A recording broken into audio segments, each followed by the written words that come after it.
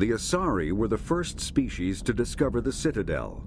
When the Solarians arrived, it was the Asari who proposed the establishment of the Citadel Council to maintain peace throughout the galaxy. Since then, the Asari have served as the mediators and centrists of the Council. An all-female race, the Asari reproduce through a form of parthenogenesis. They can attune their nervous system to that of another individual of any gender and of any species to reproduce. This capability has led to the unseemly and inaccurate rumors about Asari promiscuity. Asari can live for over 1,000 years, passing through 3 stages of life. In the maiden stage, they wander restlessly, seeking new knowledge and experience. When the matron stage begins, they meld with interesting partners to produce their offspring. This ends when they reach the matriarch stage, where they assume the roles of leaders and counselors. The second species to join the Citadel, the Solarians, are warm-blooded amphibians with a hyperactive metabolism. Solarians think fast, talk fast, and move fast. To Solarians, other species seem sluggish and dull-witted. Unfortunately, their metabolic speed leaves them with a relatively short lifespan. Solarians over the age of 40 are a rarity. The Solarians were responsible for advancing the development of the primitive Krogan species to use as soldiers during the Rachni Wars. They were also behind the creation of the genophage bioweapon the Turians used to quell the Krogan rebellion several centuries later. Solarians are known for their observational capability and non-linear thinking. This manifests as an aptitude for research and espionage. They are constantly experimenting and inventing, and it is generally accepted that they always know more than they are letting on. Roughly 1,200 years ago, the Turians were invited to join the Citadel Council to fulfill the role of galactic peacekeepers. The Turians have the largest fleet in Citadel space, and they make up the single largest portion of the Council's military forces. As their territory and influence has spread, the Turians have come to rely on the Solarians for military intelligence and the Asari for diplomacy. Despite a somewhat colonial attitude towards the rest of the galaxy, the ruling hierarchy understands they would lose more than they would gain if the other 2 races were ever removed. Turians come from an autocratic society that values discipline and possesses a strong sense of personal and collective honor. There is lingering animosity between Turians and humans over the First Contact War of 2157, which is known as the Relay 314 incident to the Turians. Officially, however, the 2 species are allies, and they enjoy civil, if cool, diplomatic relations.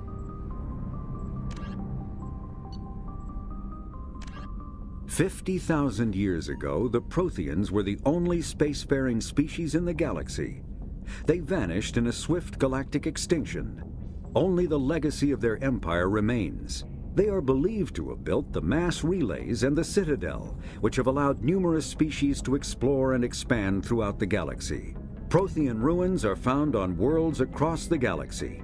While surprisingly intact for their age, functioning examples of Prothean paleotechnology are rare. Time and generations of looters have picked their dead cities and derelict stations clean. Some believe the Protheans meddled in the evolution of younger races.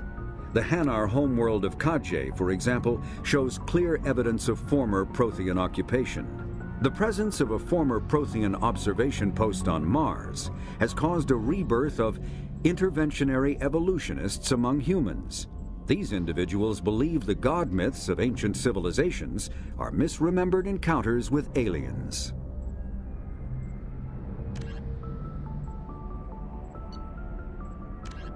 In the early 2160s, the Alliance began aggressive colonization of worlds in the Skyllian Verge, much to the dismay of the Batarians, who had been developing the region for several decades. In 2171, the Batarians petitioned the Council to declare the Verge a zone of Batarian interest. The Council refused, however, declaring unsettled worlds in the region open to human colonization. In protest, the Batarians closed their Citadel embassy and severed official diplomatic relations with the Council, effectively becoming a rogue state. They instigated a proxy war in the Verge by funneling money and weapons to criminal organizations, urging them to strike at human colonies. Hostilities peaked with the Skyllian Blitz of 2176. an attack on the human capital of Elysium by Batarian-funded pirates and slavers. In 2178, the Alliance retaliated with a crushing assault on the moon of Torfin, long used as a staging base by Batarian-backed criminals. In the aftermath, the Batarians retreated into their own systems and are now rarely seen in Citadel space. Living beyond the Omega-4 mass relay in the Terminus systems, the mysterious Collector species is glimpsed so rarely as to be taken for a myth by most in galactic society. In reality, Collectors are human-sized insectoid bipeds and can resemble massive winged beetles. They are a terrifying force in the galaxy, responsible for the murder of hundreds of thousands. Collectors generate permanent stasis fields around themselves, creating nightmarish red-shifted energy fields. In battle, they hold position whenever possible, relying on their aggressive biotics and nearly limitless power. Several types of bipedal collectors have been identified, including minions, defenders, zealots, assassins, and artillery operators. Acting together, collectors have imprisoned entire cities in stasis. While no definite forensic accounting exists to explain the fate of those imprisoned, leading speculation is that victims are harvested for scientific experimentation and neurobiological repurposing. The Elcor are a Citadel species native to the high-gravity world Dakuna. They are massive creatures, standing on 4 muscular legs for increased stability. Elcor move slowly, an evolved response to an environment where a fall can be lethal. This has colored their psychology, making them deliberate and conservative. Elcor's speech is ponderous and monotone.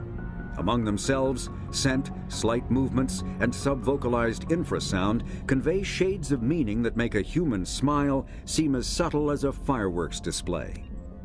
Since their subtlety can lead to misunderstandings with other species, the Elcor often go out of their way to clarify when they are being sarcastic, amused, or angry. Dakuna's high gravity impedes mountain formation.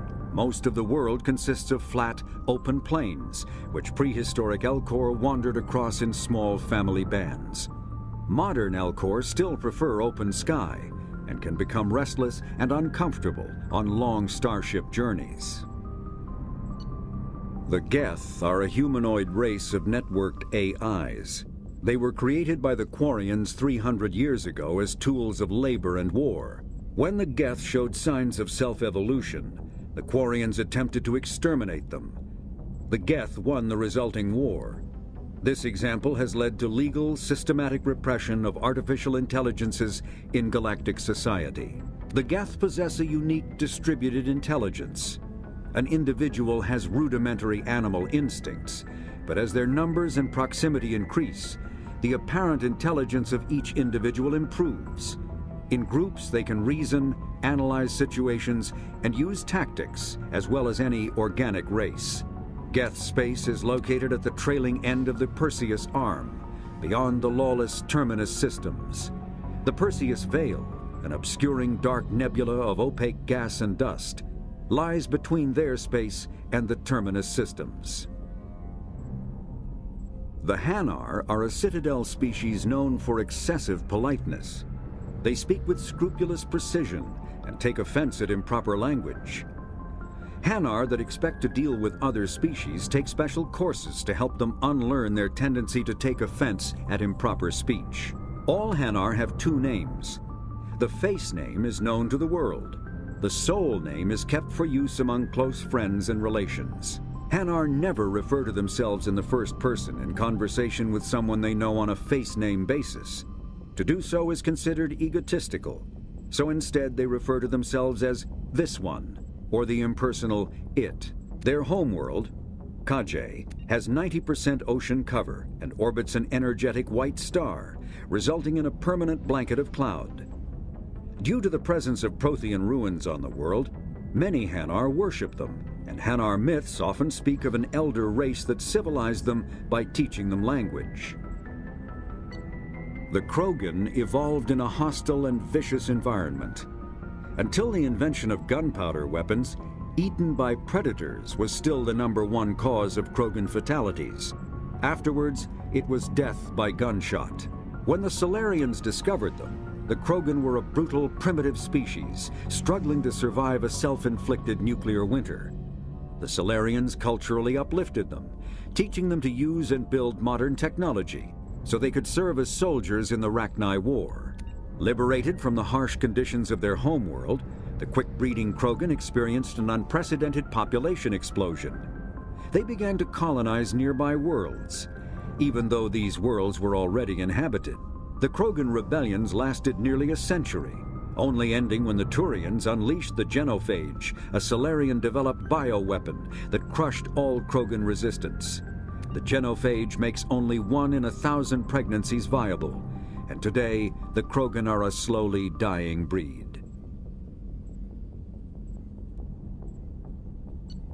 Hovering tanks resembling a cross between an octopus and a giant crab, Praetorians are well-armored killing machines of mysterious origin. Praetorians employ redundant systems from the multiple humans encased within them. Armed with eye-mounted particle beams and capable of attacks at close range, they teleport to evade attack while regenerating their shields. Within hours after death, the organic components of Praetorian corpses disintegrate into a denatured pus, while their mechanisms turn to ash. One specimen, autopsied within minutes of death, reveals a clue. Nanomachines may disintegrate the Praetorians' organic and mechanical components before self-destructing. If correct, this self-rendering hypothesis could account for 3 documented cases of dead Praetorians apparently releasing or becoming clouds of neurotoxic gases, causing suffocating paralysis and nearly instant death. In one remote facility, 17 soldiers died from gas inhalation while assessing the Praetorian. Any personnel in the vicinity of dead Praetorians are urged to protect themselves with breathing apparatus. Driven from their home system by the Geth nearly 3 centuries ago, most Quarians now live aboard the Migrant Fleet, a flotilla of 50,000 vessels ranging in size from passenger shuttles to mobile space stations. Home to 17 million Quarians, the flotilla understandably has scarce resources. Because of this, each Quarian must go on a rite of passage known as the pilgrimage when they come of age. They leave the fleet and only return once they have found something of value they can bring back to their people. Other species tend to look down on the Quarians for creating the Geth and for the negative impact their fleet has when it enters a system.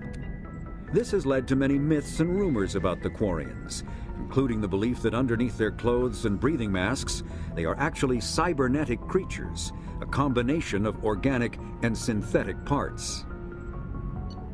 A myth common to several cultures in the galaxy, Reapers were imagined to be space monsters who consumed entire stars. Archaeologists and mythologists attempting to uncover sources for such myths have yielded little, except interstellar religious themes of all-consuming devils common to primitive cultures. Reaper indoctrination is an insidious means of corrupting organic minds, reprogramming the brain through physical and psychological conditioning, using electromagnetic fields, infrasonic and ultrasonic noise, and other subliminal methods. The Reaper's resulting control over the limbic system leaves the victim highly susceptible to its suggestions. Organics undergoing indoctrination may complain of headaches and buzzing or ringing in their ears.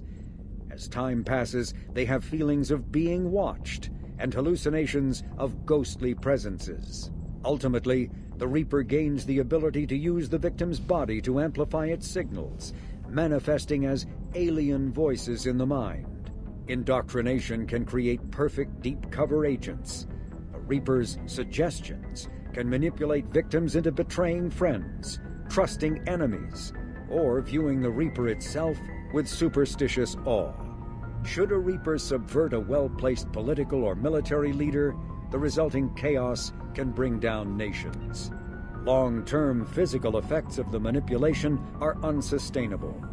Higher mental functioning decays, ultimately leaving the victim a gibbering animal. Rapid indoctrination is possible, but causes this decay in days or weeks. Slow, patient indoctrination allows the thrall to last for months or years.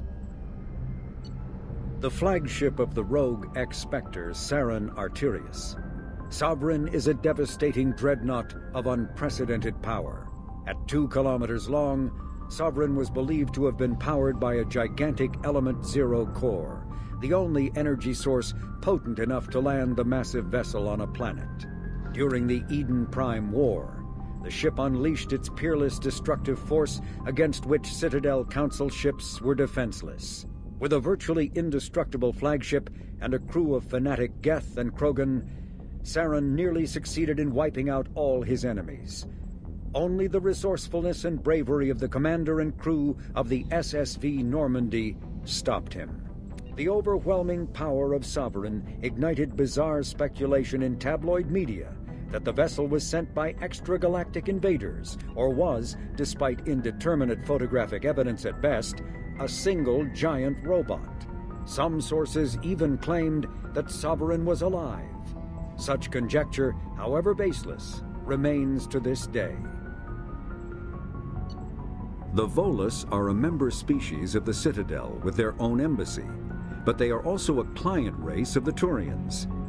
Centuries ago, they were voluntarily absorbed into the hierarchy, effectively trading their mercantile prowess for Turian military protection. Erun, their homeworld, lies far beyond the normal life zone of its star. However, the world has a high-pressure greenhouse atmosphere that traps enough heat to support an ammonia-based biochemistry. As a result, the Volus must wear pressure suits and breathers when dealing with other species, as conventional nitrogen-oxygen-air mixtures are poisonous to them, and in the low-pressure atmospheres tolerable to most species, their flesh will actually split open. Volus culture is tribal, bartering lands and even people to gain status. This culture of exchange inclines them to economic pursuits. It was the Volus who authored the Unified Banking Act, and they continue to monitor and balance the Citadel economy. Although they resemble a mammal-reptile cross, the Vorcha have no terrestrial analog. They are humanoid in form, but Vorcha have clusters of non-differentiated neoblast cells, like those of Earth's planarian worms.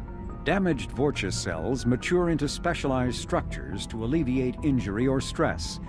Transformations include thicker skin following injury, lung adaptation for barely breathable atmospheres, and stronger cardioskeletal muscle under high gravity.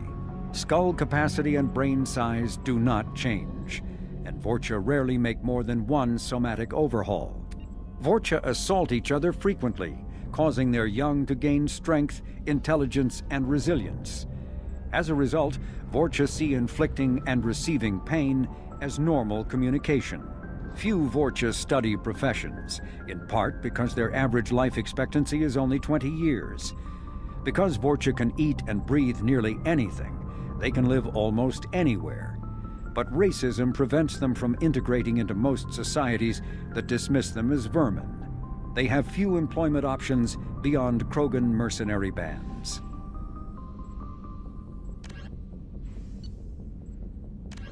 The Citadel is an ancient deep space station, presumably constructed by the Protheans. Since the Prothean extinction, numerous species have come to call the Citadel home. It serves as the political, cultural, and financial capital of the galactic community. To represent their interests, most species maintain embassies on the Presidium, the Citadel's inner ring. The Citadel Tower in the center of the Presidium holds the Citadel Council chambers. Council affairs often have far-reaching effects on the rest of the galactic community. 5 arms, known as the wards, extend from the Presidium. Their inner surfaces have been built into cities, populated by millions of inhabitants from across the galaxy. The Citadel is virtually indestructible. If attacked, the station can close its arms to form a solid, impregnable shell. For as long as the station has existed, an enigmatic race called the Keepers has maintained it. Spectres are agents from the Office of Special Tactics and Reconnaissance, and answer only to the Citadel Council. They are elite military operatives, granted the authority to deal with threats to peace and stability in whatever way they deem necessary. They operate independently or in groups of 2 or 3. Some are empathetic peacekeepers, resolving disputes through diplomacy. Others are cold-blooded assassins, ruthlessly dispatching problem individuals. All get the job done one way or another, often operating outside the bounds of galactic law. The Spectres were founded after the Solarians joined the Council. For many years they operated in secrecy as backroom problem solvers. Only after the Krogan rebellions did their activities become publicized. Assignment of a Spectre is less contentious than a military deployment, but makes it clear that the Council is concerned about a situation. A political economic pact for collective colonial security, the Alliance is the central galactic institution of human society. The Alliance gained associate membership to the Citadel Council in 2165 and full membership in 2183, with Ambassador David Anderson representing humanity. Human political-economic relationships vary between combative and lucrative.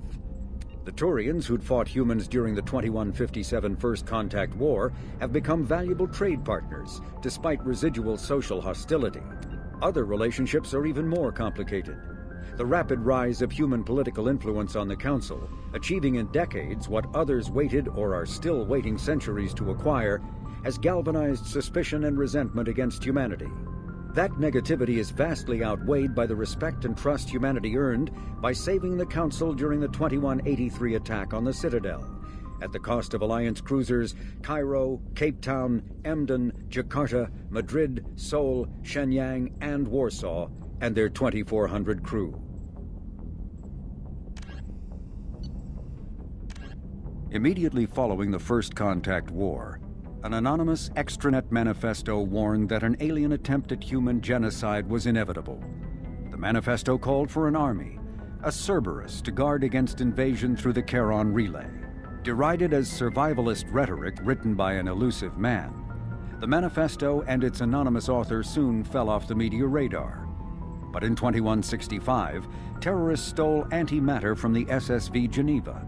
The sole figure arrested named his sponsor Cerberus. Throughout the 2160s and 2170s, alleged Cerberus agents assassinated politicians, sabotaged starships bearing EZO, and conducted nightmarish experiments on aliens and humans. Denounced as human supremacist, Cerberus calls itself human survivalist. Counter-terror experts speculate Cerberus may have changed leadership with its recent shift to stockpiling ships, agents, and weapons. Whether he, she, or they, the elusive man hides his finances hidden behind shell companies. Few doubt he will kill anyone attempting to expose him. The reclusive tycoon calling himself the elusive man is a human nationalist focused on advancing human interests, whatever the cost to non-humans. The Citadel Council regards him as a fanatic, posing a serious threat to galactic security. A mysterious maverick, to say the least, the elusive man heads the Cerberus network. Dubbed the Elusive Empire by investigators, Cerberus is an allegedly untraceable syndicate of private intelligence agencies, biotics laboratories, engineering and scientific research teams, and lucrative front companies. Branded a terrorist and seditionist organization by authorities, Cerberus is the only human power base other than the Terra Firma Party strong enough to embarrass, if not threaten, the Council and its human representatives. Founded by notorious Batarian slaver Solum Dalsera, the Blue Suns began as a Skillian Verge protection racket, providing genuine protection from slavers and pirates. Eventually captured by the Systems Alliance Navy, Dalsera beat almost 24 charges to be convicted on a single count of conspiracy. The slaver benefited from the tutelage of cellmate and brilliant con artist Bernard Legit's Ledger. Upon release 5 years later, Dalsera incorporated Blue Suns as a legal security agency. Today, the Blue Suns boast a galaxy-wide force of Batarians, Turians, humans, and Krogan. Each deployment is backed by a logistics corps, selling everything from heavy weapons to shaving cream.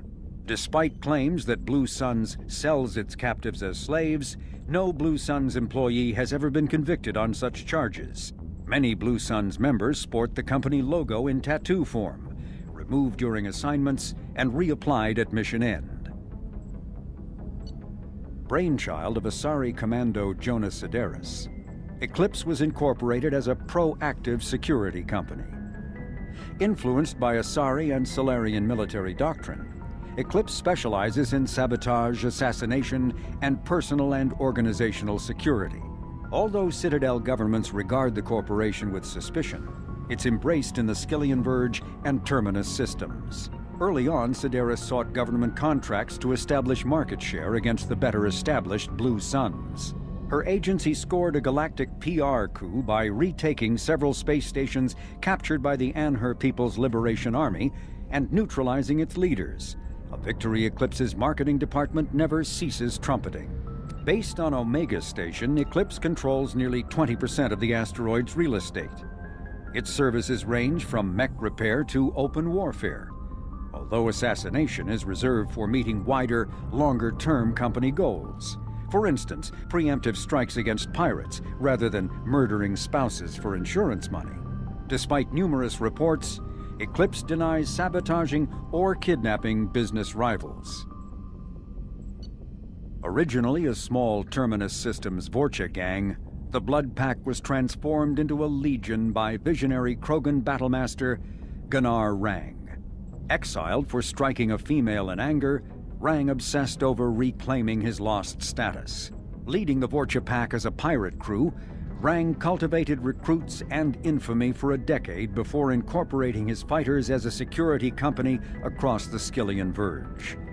His notoriety ensured his initial public offering for investors made him rich beyond most Krogan's dreams. Rang returned triumphantly to his clan, rallying elders, Krogan hordes, and their firepower and biotic support toward professional violence in the Terminus systems. Banned from Citadel space, the Blood Pack bribes its way through spaceports into armed conflicts across the galaxy.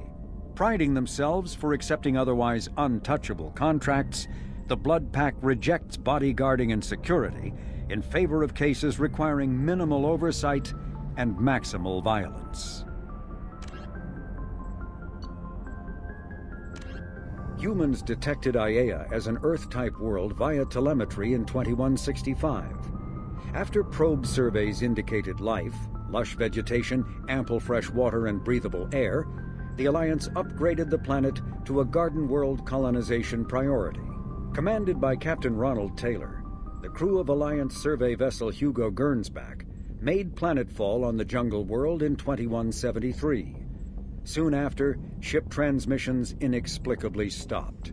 While the precise fate of the Hugo Gernsback command and crew is unknown, they are presumed killed in action and their vessel destroyed. Freedom's Progress colony was once a typical Alliance settlement, but following complete communications blackout and its apparent destruction, is now a lightning rod for anxiety and dread in the galactic human community. The communications blackout followed an upgrade of the colony's small military force, supplemented by mechs and security drones, with high-powered tower-mounted Guardian lasers. Colonists complained about construction cost overruns, delays, noise, and damage to the local environment. They also feared the defense array could be seen as provocative to their world's neighbors. Such fears may not have been baseless. Authorities have still offered no explanation for the communications blackout, fueling rumors of plagues, natural disasters, or a cult-inspired mass suicide.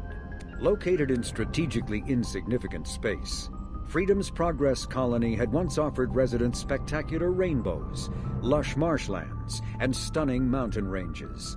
Its potential as an agricultural settlement and tourism wonderland rivaled that of any Alliance colony. Before the Geth Revolt 300 years ago, the Quarians colonized Haestrom to study the mysterious instability of its sun, which threatened premature eruption into a red giant. As a scientific outpost of minimal military value, Haestrom was ill-equipped to repel Geth forces during the insurrection and fell quickly under their control. Captured Geth planetary survey data indicates that despite sustaining damage during the war, Haestrom's architecture remains as it was 300 years ago, preserving a Quarian architectural style that no longer exists anywhere else in the galaxy. Because Haestrom's sun has overwhelmed the planet's protective magnetosphere, humans foolhardy enough to venture into Geth-controlled Haestrom must exercise extreme caution. Minutes of radiation exposure will overload shields, and hours of exposure will kill. Furthermore, solar output renders surface-to-orbit communication nearly impossible. A typical terminus colony possessing minimal tourist value, Horizon promises substantial economic opportunity, especially in providing new products for humans and supplying the Turian hierarchy. Surveyed 18 years ago, Horizon received pilot habitation 4 years later. The colony proper is now 8 years old. Blessed with verdant forests and abundant fresh water, Horizon maintains a colonial culture that thrives as a refuge from the increasing restrictions of Citadel-governed society. Horizon has attracted numerous dissidents, marginal people, and fringe dwellers from across Alliance space. A regional hub of Asari commerce awash in riches, Ilium is infamous for its abusive labor practices and legalization of nearly everything except murder. As such, Ilium is the preferred production site for weapons and pharmaceuticals that would be illegal nearly everywhere else, made even more lucrative by legal indentured servitude. Among the biotics-related pharmaceutical producers is the Dantius Corporation, a rising star in galactic commerce. Despite the dangers of its products, Ilium is renowned for glamour, luxury, and safety, provided by near-total surveillance, making it a favored tourist destination. Countless celebrities maintain palatial estates on Ilium and in its capital Nos Astra. The sole obstacle to business on Ilium is its extensive bureaucracy, tolerated only for its provision of security. Regardless of the character of its economy, Ilium's self-congratulatory media exalts its own society with the provincial arrogance of new money, glorifying in sexiest CEOs and 10 richest residents lists. Known as the Starcraft Cemetery, Corliss was the regional toxic junkyard for centuries. Ships reaching astronautical near-death at connecting mass relays were sent to Corliss, stripped of every useful component, then dumped planetward to clear shipping lanes. Currently, Corliss hosts numerous merc factions, such as the Blue Suns, rumored to be using downed ship fossils to test advanced munitions. Massive gun batteries threaten anyone attempting planetfall, with minimal defenses against ground attack. Because ancient volcanism greenhoused the planet, Corliss was too hot and CO2 rich to develop a biosphere, despite the abundant lakes that could have sponsored the development of life. Now cool enough for protected habitation, but too scorching for anyone but extremophiles and mercenaries seeking secrecy, Corliss supports numerous Krogan outposts. The Krogan have therefore seeded Corliss with hardy Varen, often kept as warhounds. Varen live primarily on a diet of geophagous vermin and each other. Originally an asteroid rich in element 0, Omega was briefly mined by the Protheans, who eventually abandoned it due to its thick, impenetrable crust. Thousands of years later, nature did what even the Protheans could not. A collision with another asteroid broke Omega in half, exposing its trove of element 0 for easy mining. A rush ensued as corporations and private individuals tried to strike it rich on Omega, and thieves and outlaws followed in their wake. As space became tight, construction of processing facilities extended vertically from the asteroid, creating Omega's jellyfish-like silhouette. To prevent future collisions, the station is ringed with enormous mass-effect field generators that redirect incoming debris. Today, Omega is a major hub of narcotics, weapons, and EZO trafficking, without even a pretense of civilian government or military control. Only mercenary groups have been able to instill a limited order.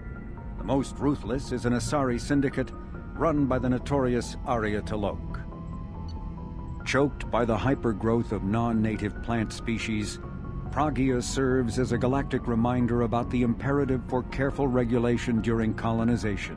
2 centuries ago, Batarian agribusiness chose uninhabited Pragia as their empire's breadbasket. colonization authorities introduced non-native industrially mutated plants that flourished in the world's fertile volcanic soil. Synergizing with Pragia's natural geothermal conditions and chemotropic microbes, the imported species soon became a nightmare. Mutant strains of poisonous and even carnivorous plants arose, overgrowing colonies in days instead of years, and causing the Batarians to abandon their holdings. Because the planet's small animal population is insufficient to check its plant growth, Alliance ecologists predict soil exhaustion in 400 years.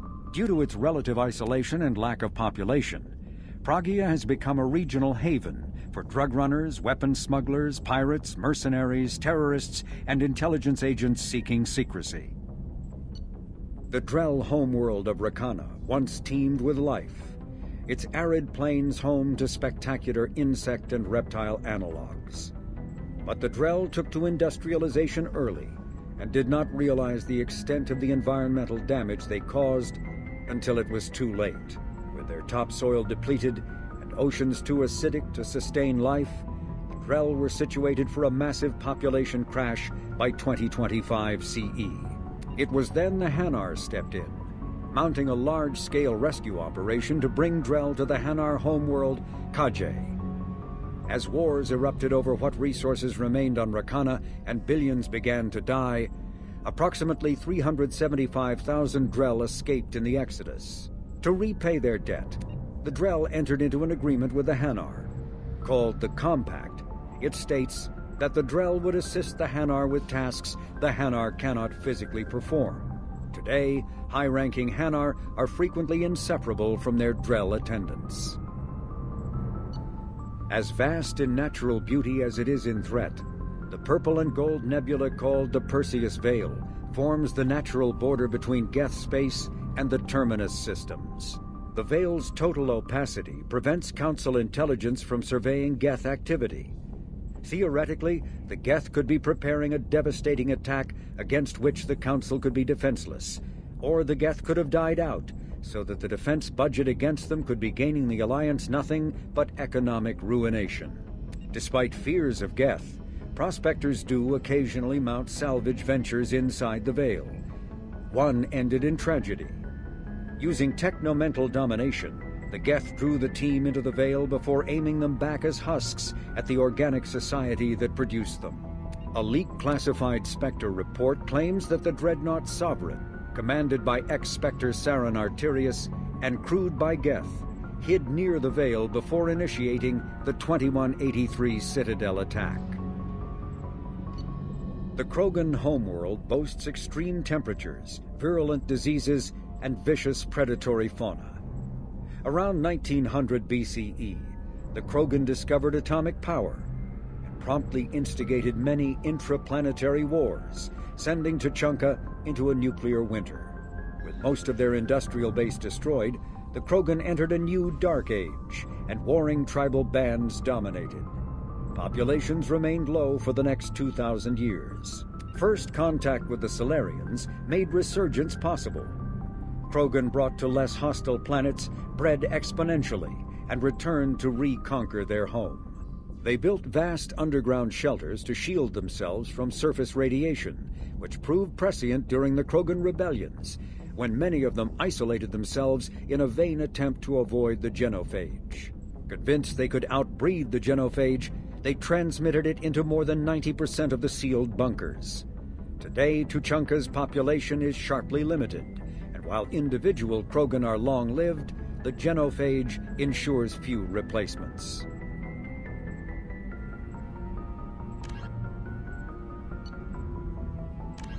Asari-made Solaris armor can resist even the tremendous heat and kinetic energy of starship weapons. The armor is nearly unsurpassed in strength because its central material, carbon nanotube sheets woven with diamond chemical vapor deposition, are crushed by mass effect fields into super-dense layers able to withstand extreme temperatures. That process also compensates for diamond's brittleness. Diamond armor itself has two limiting disadvantages.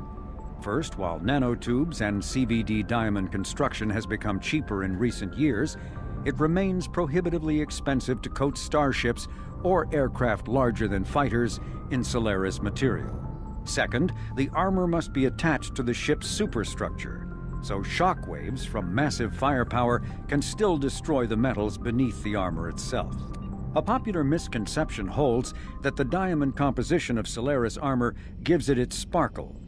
In fact, atmospheric nitrogen impurities during the superhot forging process give the armor its metallic gray or yellow sheen.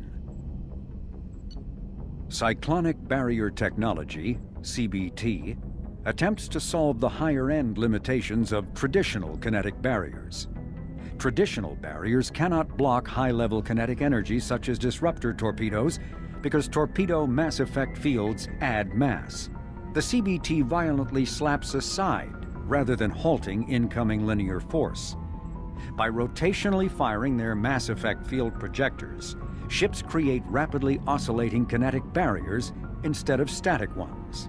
Shooting through the CBT is like trying to shoot at a target inside a spinning ball. Significant drawbacks to current CBT configuration prevent its use on anything other than frigates and fighters. Its many high-frequency sensors and emitters require frequent maintenance and replacement.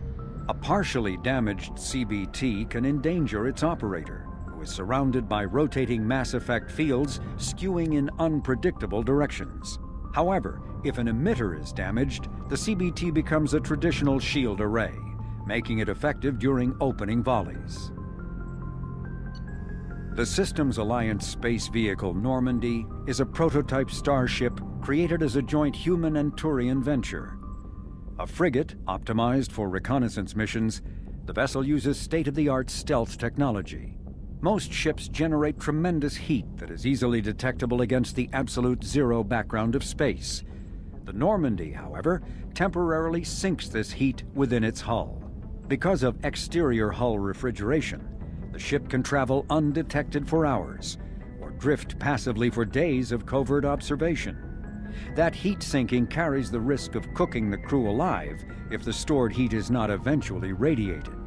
Also contributing to stealth is the Normandy's revolutionary Tantalus drive, a mass effect core double the standard size. The Tantalus generates mass concentrations that the Normandy falls into, allowing it to move without the use of heat-emitting thrusters. With elaborate secrecy, Cerberus labored for years to build a new, superior Normandy. The vehicle's many alterations produced a craft nearly double the original size, requiring an even larger Tantalus drive core to compensate. The new Normandy features greater space in living quarters, research laboratory, observation deck, and cargo bay. Its shuttle can make landings the Normandy cannot attempt. In addition to tight beam communicators, Normandy's Quantum Entanglement Communicator, QEC, provides instantaneous contact with the elusive man. The Enhanced Defense Intelligence AI coordinates many of the ship's combat functions, assisting and even supplanting human piloting. Potential upgrades are numerous. The airframe could support additional armor and an axial mass accelerator. The thrusters could support recent advances in fuel technology beyond H2O2 chemical rockets.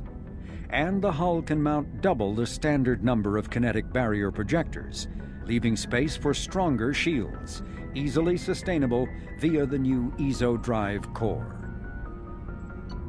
Following the Battle of the Citadel, human and Turian volunteers conducted a massive 3-month recovery effort to clear the station's orbit of debris. Secretly, the Turian Office of Technological Reconnaissance volunteers were technology recovery specialists, salvaging the main weapon of the Geth flagship Sovereign and large amounts of its valuable Element Zero core.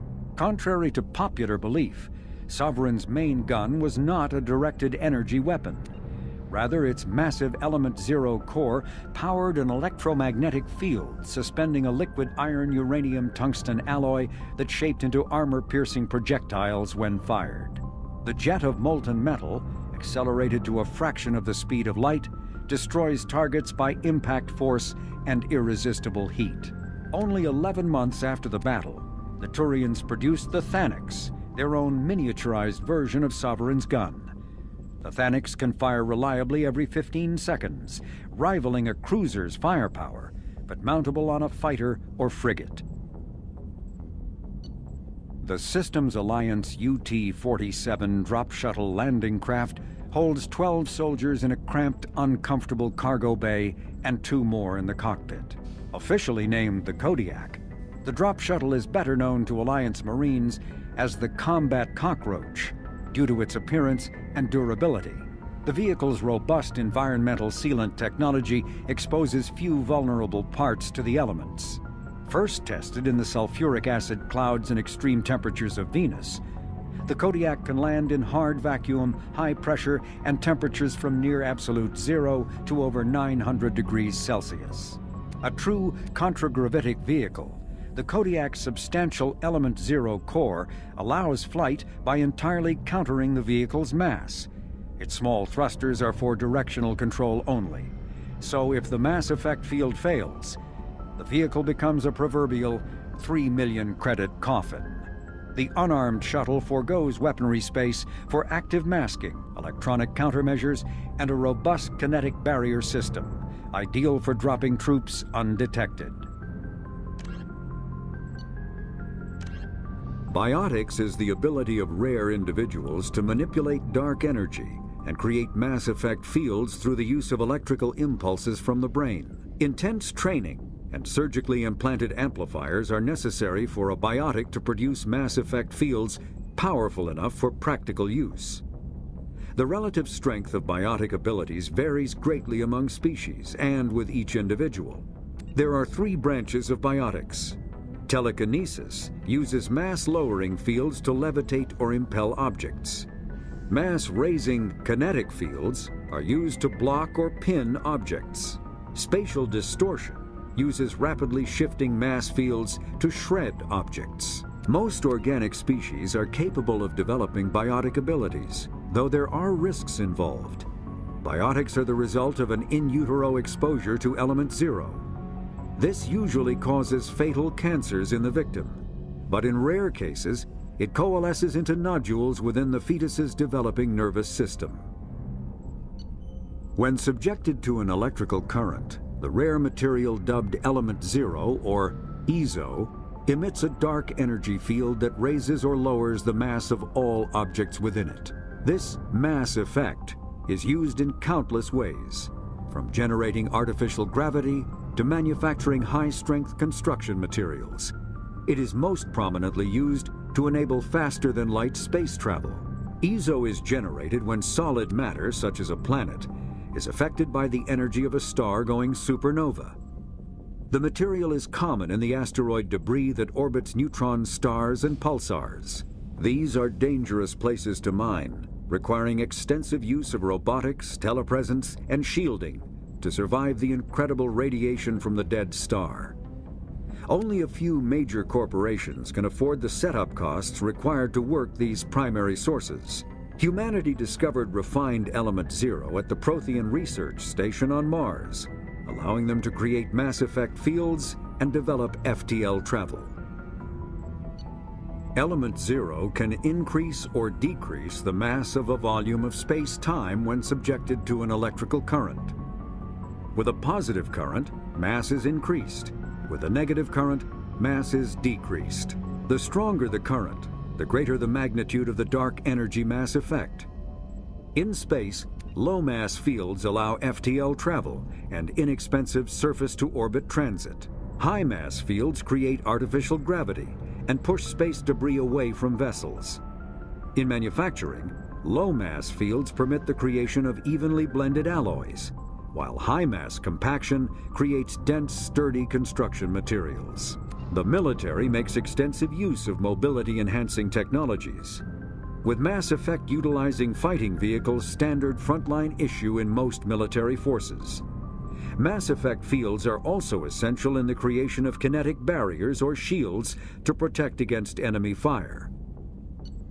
Mass relays are feats of Prothean engineering advanced far beyond the technology of any living species. They are enormous structures scattered throughout the stars and can create corridors of virtually mass-free space, allowing instantaneous transit between locations separated by years or even centuries of travel using conventional FTL drives. Primary mass relays can propel ships thousands of light years, often from one spiral arm of the galaxy to another. However, they have fixed one-to-one connections. A primary relay connects to one other primary relay and nowhere else. Secondary relays can only propel ships across a few hundred light years. However, they are omnidirectional. A secondary relay can send a ship to any other relay within its limited range. There are many dormant primary relays whose corresponding twins have not yet been located. These are left inactive until their partner is charted, as established civilizations are unwilling to blindly open a passage that might connect them to a hostile species. Omni-tools are handheld devices that combine a computer microframe, sensor analysis pack, and manufacturing fabricator. Versatile and reliable, an Omni-tool can be used to analyze and adjust the functionality of most standard equipment, including weapons and armor, from a distance. The fabrication module can rapidly assemble small three-dimensional objects from common reusable industrial plastics, ceramics, and light alloys. This allows for field repairs and modifications to most standard items, as well as the reuse of salvaged equipment. Omni-tools are standard issue for soldiers and first-in colonists. The Collector's particle beam weapon is strangely crafted, possessing few moving parts, lacking any obvious means for disassembly, and containing organic parts. The amount of energy required to create a destructive beam is several orders of magnitude more than the energy required to launch a physical projectile at high velocity via a mass effect field. Lacking any clear ammunition or fuel source, the device likely uses heat sinks or compensators to maintain firing during sustained combat. Current Cerberus efforts to understand the technology and replicate it have failed. Still in its experimental stages, the M622 Avalanche generates a Bose-Einstein condensate within a mass effect bubble, which dissipates on impact, violently spraying the condensate outward and coating the target in a near absolute zero superfluid. The Avalanche is unreliable, at times merely coating its target with ice, defacing exposed skin and freezing armor joints. Such low temperatures cause great damage to electronics like kinetic barrier emitters, which sometimes leads to total systems failure. At the other extreme, the Avalanche freezes flesh and bone, causing massive trauma as blood vessels constrict and frozen blood expands. Occasionally, such iced tissue shatters. Medigel is a common medicinal salve used by paramedics, EMTs, and military personnel. It combines several useful applications: a local anesthetic, disinfectant, and clotting agent all in one. Once applied, the gel is designed to grip tight to flesh until subjected to a frequency of ultrasound. It is sealable against liquids, most notably blood, as well as contaminants and gases. The gel is a genetically engineered bioplasm created by the CERTA Foundation, a medical technology megacorp based on Earth. Technically, Medigel violates Council laws against genetic engineering, but to date, it has proved far too useful to ban. Based on existing technology, the ML-77 is a rapid-fire missile launcher using seeking projectiles. Each projectile features a friend or foe recognition system, ensuring it will find a hostile target even if the user's aim is not completely accurate. The weapon excels at taking out snipers and other entrenched enemies in dense urban environments. This makes it popular with mercenary groups, particularly the Blue Suns mercenary band. Missile launchers have been appearing with increasing frequency in the Terminus system, but their point of manufacture is unknown.